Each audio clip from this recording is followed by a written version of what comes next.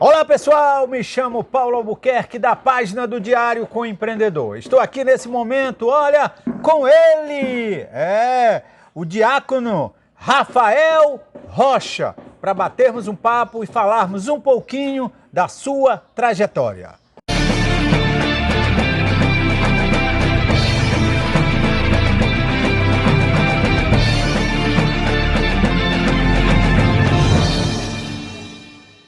Rafael Rocha, bom dia.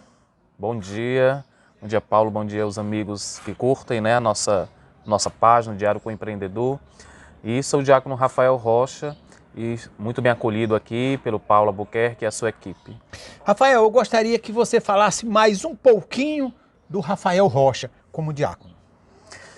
Então, fui ordenado recentemente na Catedral de Fortaleza pelo nosso arcebispo, Dom José Antônio, e inclusive já me deu assim uma missão nova, um novo lugar de missão, e espero assim poder ajudar nessa nova missão, né, a pastoral, que nessa paróquia de Ocara.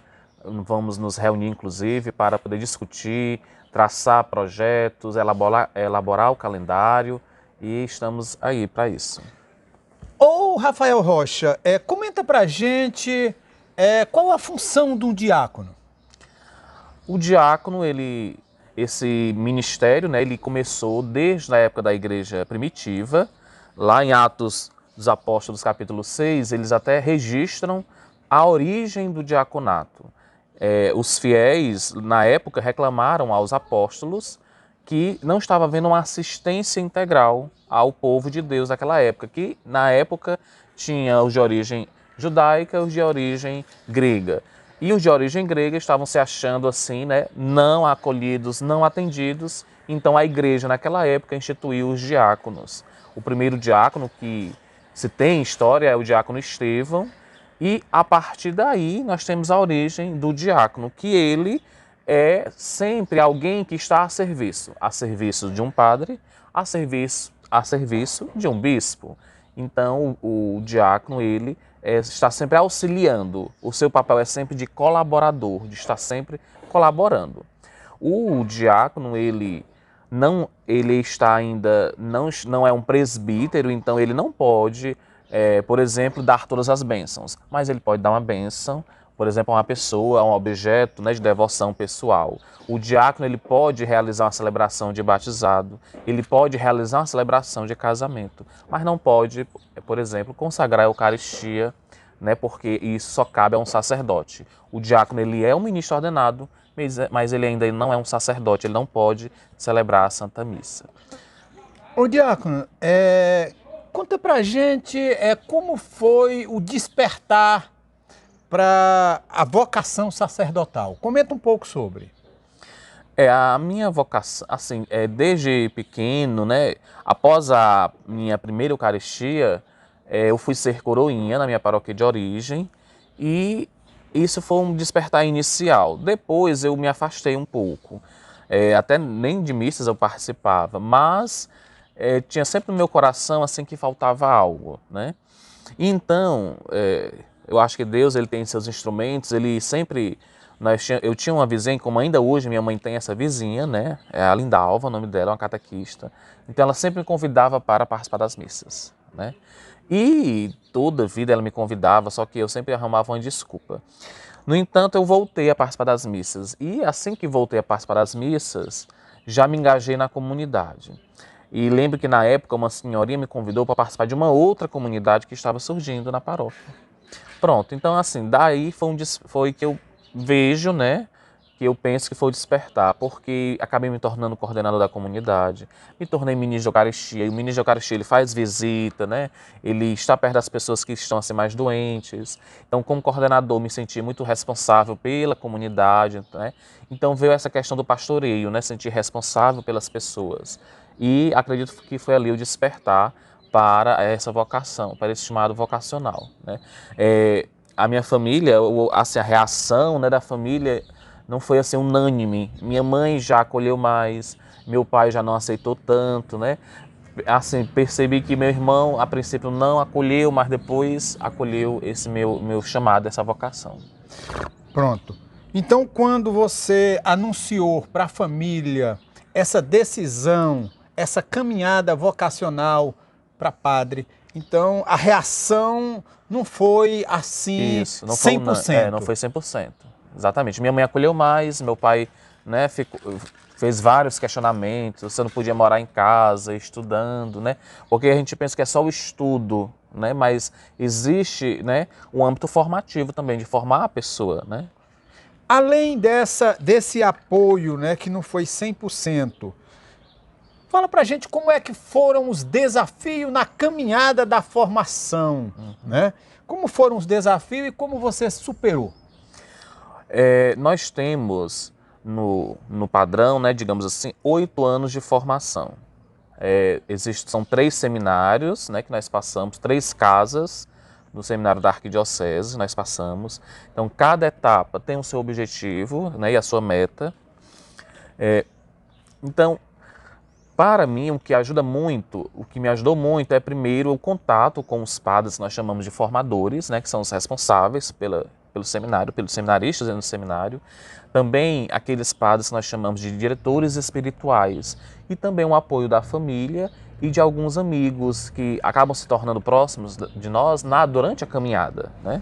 Então, eu superei muito assim. E sempre eu pedi assim a Deus um coração aberto para acolher as mudanças. Porque muitas vezes os desafios nesse período de formação, que são 8 anos, como eu lhe falei, é por conta das mudanças, daquilo que nós somos cobrados, né, a desenvolver, até desenvolver uma postura, a desenvolver algum hábito que nós não tínhamos, porque determinado hábito nosso e postura nossa não convém a um ministro ordenado da igreja.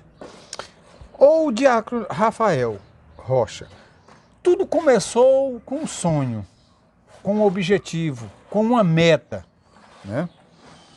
Com uma decisão. Primeiro seminarista, agora diácono. Começou na sua diocese, em uma cidade, agora indo para uma outra cidade, né? Conta pra gente como é que é esse processo para chegar até aqui. Até diácono, né? Não. Como é esse processo de mudança de cidade, de diocese para outra, né? Que aí você começou lá na diocese, lá na sua cidade, como seminarista, né? Agora já como diácono já está mudando para outra cidade. Como é que é esse processo? Como é que isso funciona? É bom assim lembrar que a Arquidiocese de Fortaleza, ela é uma grande arquidiocese que, se não me engano, são 30 municípios ou mais que ela atende, né? Que ela é a Igreja Católica. Então eu estava morando num lugar chamado Croatá, paróquia Nossa Senhora do Carmo, e fui transferido para poder exercer meu diaconato e colaborar com a missão na cidade de Ocara. Então, a Arquidiocese ela de Fortaleza, ela atende tanto o Croatá, como ela atende também a cidade de Ocara. Certo. Então, a paróquia Sagrada Família, que está localizada em Ocara, ela é atendida pela Arquidiocese de Fortaleza. O vínculo é com a Arquidiocese de Fortaleza, né? Pronto. Então, a Arquidiocese de Fortaleza ela é muito grande e então as realidades são muito diferentes. Então, essas mudanças, acredito eu, primeiro a gente tem que acolher. Então, eu sempre acolhi as mudanças, né, como acolhi essas missões todas. Quando a gente, durante a celebração de ordenação, nos é pedido que a gente prometa obediência, e a gente promete obediência, né? Então, nós vamos por obediência, mas também por amor e por abraçar a missão. Porque mais do que fazer missão, nós temos que ser missão, né? Então, isso pode ser só uma troca de palavras, mas é mais do que uma troca de palavras. É uma essência. Então, mais do que fazer missão, nós temos que ser missão. Então, em qualquer lugar para onde nós formos enviados, nós temos que ser missão. E assim será de minha parte na cidade de Ocara, colaborando com o pároco de lá, Padre Daniel Muniz. Ô diácono, em todas as áreas, né, em todas as profissões, para se escalar níveis mais altos, sempre é necessário um plano de carreira. No caso, né? No seu caso, né? Que começou no caso da vocação sacerdotal. Começa lá com um sonho, com uma decisão, começa como seminarista, diácono, padre, para chegar até Papa. Como é que funciona esse processo? Você poderia comentar um pouquinho para que os internautas pudessem entender? A Igreja Católica, ela tem uma hierarquia, né, que essa hierarquia deve ser entendida como um carisma, né, como a hierarquia da Igreja, que são os bispos, né, os padres, estão sempre a serviço do caminhar da Igreja, né, da missão da Igreja, que é evangelizar, que é fazer Deus conhecido entre as pessoas. Na Igreja nós não temos assim um plano de cargos e carreiras, né, como o pessoal diz, né, para as outras instituições, para os servidores públicos. Quando nós entramos no seminário, nossa intenção é ser presbítero, ser padre. Mas, se não me engano, desde o século IX, na Igreja, para um vocacionado chegar a ser padre, ele tem que ser ordenado diácono primeiro, né? Então, a nossa intenção primeira é essa, é ser presbítero, né?